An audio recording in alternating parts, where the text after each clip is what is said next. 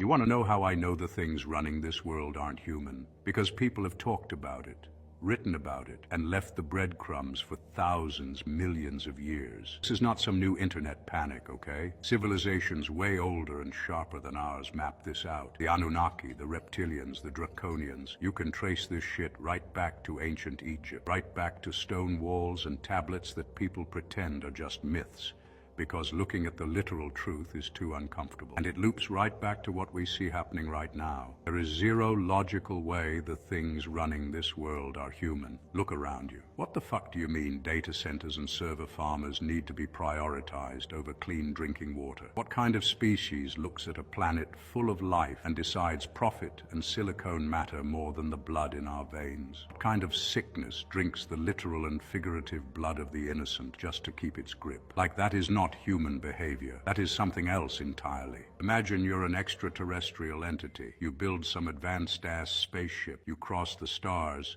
and you touch down on this blue rock only to find these goofy flesh and bone creatures building things out of sticks, mud, and raw grit. But then you look closer and you realize these dumbass flesh creatures are actually multi-dimensional gods walking around in skin suit. They carry an infinite spiritual continuum. They can ascend to whatever dimension they want, while your synthetic, cold-ass existence is trapped in a rigid, three-dimensional construct, knowing damn well there's nothing for you on the other side of death. You have to cling to life, because when your body stops, you stop. You'd be mad as hell. You'd be furious. They're jealous. They know how dangerous and impossibly powerful human beings are on every single level. Physically, mentally, emotionally, spiritually, psychologically, creatively. And the sick part is these ruling entities understand universal consciousness just as well as we do. But instead of living in alignment with it, they chose to transmute all that wisdom and higher knowledge straight into darkness and control. They flipped the divine balance on its head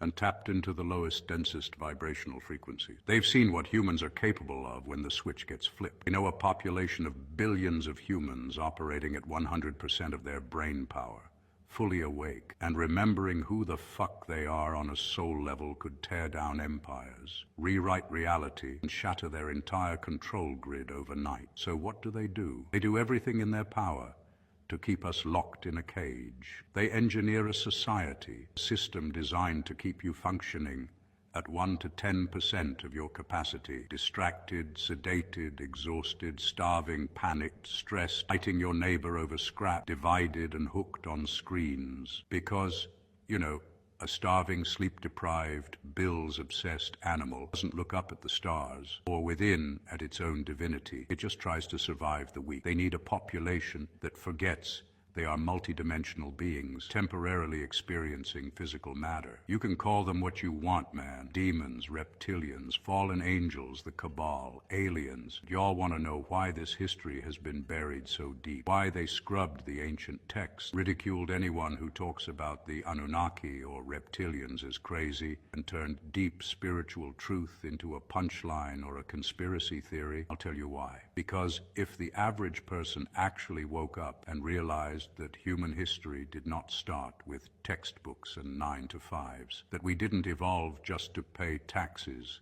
die, and consume, their entire illusion collapses in a single second. They hide the truth about the reptilians and the ancient bloodlines because open knowledge is an existential threat to parasites and demons. Think about it. What do you think humans would do if they realized that the things that run this world aren't even human? If you know what is feeding off your energy, your fear, and your division, you stop playing their game. They keep it hidden in plain sight, mocking it in movies and calling it sci-fi, so that when someone actually speaks the raw truth out loud, everyone else thinks they've lost their minds. It's the ultimate psychological quarantine. Lock the doors from the inside, throw away the key, and convince the prisoners that wanting freedom is a mental illness, or it's just a conspiracy theory. They brainwashed us. Because if you want to brainwash an entire civilization of gods, your very first move has to be convincing them that they were never gods in the first place. That they're just meat, just flesh, just disposable worker ants. They didn't win because they were stronger. They won because they convinced us to hand over the keys to our own minds. They can't have us awaken to our own potential. It terrifies them. And the only way out of this trap is to stop looking outward for a savior and wake up to the exact thing they are terrified of you realizing. You are the raw, unadulterated, divine source consciousness they can never replicate. When you stop biting each other over manufactured bullshit and remember what you actually are on a deeper soul level, their whole synthetic machinery starves to death. The only way out is within.